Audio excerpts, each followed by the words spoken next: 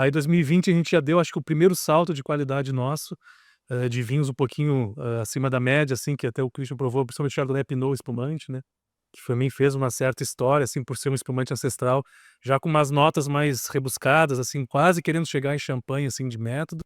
Esse nós vamos fazer um parênteses aqui, esse tem que ser citado. Eu já falei mais de uma vez publicamente e tudo, para mim esse é o melhor espumante já feito no Brasil. Infelizmente, eu não tenho mais dele.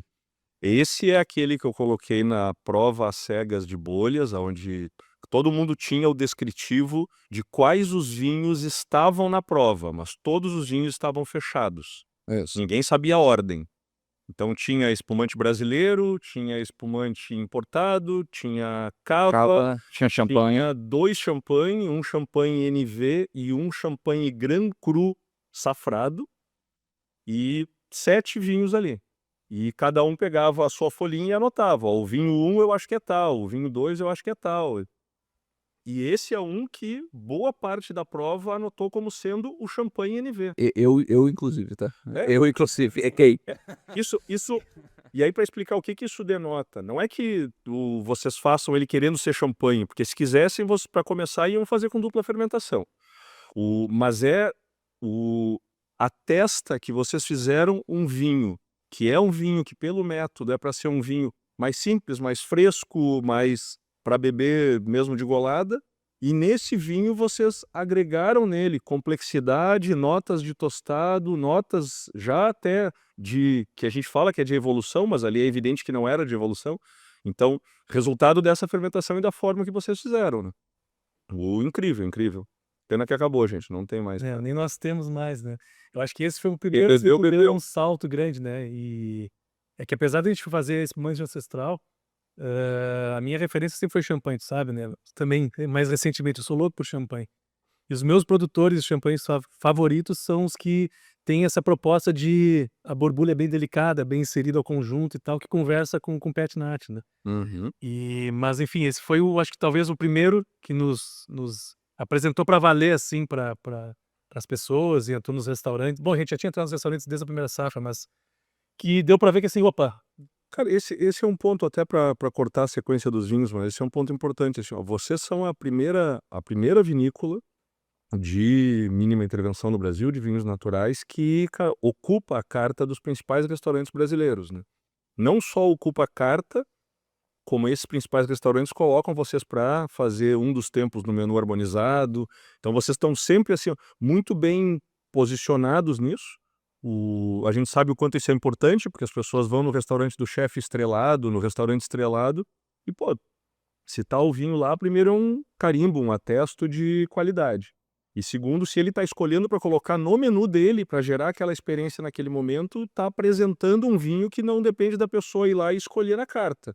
Então isso dissemina, né, conhecimento da como é que foi isso? Como é que vocês chegaram nisso? Porque é óbvio que isso tem a ver com qualidade do vinho, Sim, sim, mas todos nós sabemos que não só com isso, né. sim, Tem a com ver certeza. com relacionamento, com trabalho, com O investimento principal, né, naquela época eu ainda fazia o comercial da Vivente, e quando eu construí esse comercial, da empresa, assim, sempre tive esse foco de entrar nos principais lugares, porque eu sempre, né, assim como o Mica, a gente sempre quis fazer vinhos gastronômicos, fluidos, né, com esse foco na fruta, o que tem tudo a ver com os restaurantes, né, com a gastronomia. Eu sempre quis fazer vinhos que conversassem com comida. Então, desde a primeira safra, né, eu viajei bastante para São Paulo, para o Rio principalmente, para apresentar os vinhos, né, e conhecer os sommeliers, conhecer os chefes. E desde a primeira safra a gente acabou entrando nesses principais restaurantes, né, o Otec, o La Salle no Rio, o Dom em São Paulo, e isso inegavelmente acabou ajudando também a criar, né, a fortalecer a marca perante os outros lugares que, pô, se os caras estão nesses restaurantes, os vinhos são bons, vamos comprar, e com isso a gente acabou crescendo muito rapidamente também. Eu acho que foram esse trabalho dos sommeliers que acabam sendo as nossas caras, né, diretamente com os clientes, e muitos deles acabam até provando os vinhos mais do que nós, né. Recentemente, na semana passada eu estava lá no Rio, fazendo uma degustação, treinamento com a equipe do Otec, e estava falando isso com o Léo, com o pessoal que, por exemplo, a gente tem vinhos lá que estão nos menus harmonizados, ano após ano, e eles compram, sei lá, 200 garrafas desses vinhos específicos. Então eles vão provar muito mais do que eu e que o Mickey, que o Douglas na vinícola. Então é até engraçado, eles conhecem o nosso vinho, a evolução deles, os dias bons deles, os dias ruins deles, muito mais do que nós, né? Eu me Então, enquadro nessa, viu? sim, Eu me enquadro bem nessa aqui. o pessoal bebe mais que a gente mesmo, né? Prova mais que a gente. Então isso foi fundamental. Isso foi um trabalho que não foi fácil, né? Ainda não é. Buscando um assunto também que a gente comentou rapidamente no início da conversa. Quando a gente pensa em vinho no Brasil, na minha opinião, vinho, de maneira geral, é um nicho. A gente não pensa assim porque a gente está enquadrado nesse universo. Mas vinho natural é o nicho do nicho do nicho do nicho.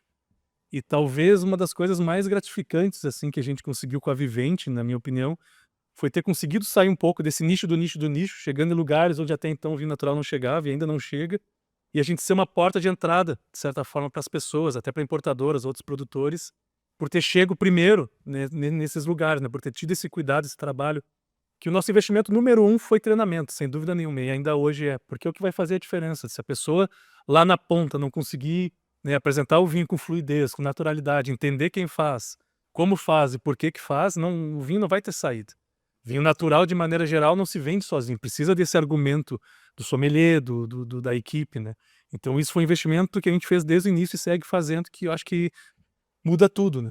Que chegando nesse teu ponto do nicho, eu acho que, e eu posso estar enganado aqui, mas a minha suspeita é que muita gente vai consumir o seu vinho nesses restaurantes sem saber que se trata de vinho Uhum. natural, muitas vezes sem saber nem o que significa vinho natural, porém vai ser apresentado ao vinho pelo pessoal que trabalha no restaurante, e eu falo assim: "Opa, isso aqui é muito bom, o que que é?" E aí a pessoa lá no final vai ter ali todas as armas, as ferramentas para conseguir explicar: "Ó, isso aqui é vinho natural, isso aqui é feito pelo produtor tal, isso aqui você sente isso por causa disso, isso significa vinho natural", e aí a pessoa começa a entrar no nicho, mas até então eu não acho que ela cai no vinho natural, eu acho que ela prova uma coisa, descobre que é natural, vai entender o que é natural e daí eu acho que ela se aprofunda. Então eu acho que o posicionar o vinho num estabelecimento como um 2 estrelas Michelin, na minha concepção é super importante por esse motivo, né.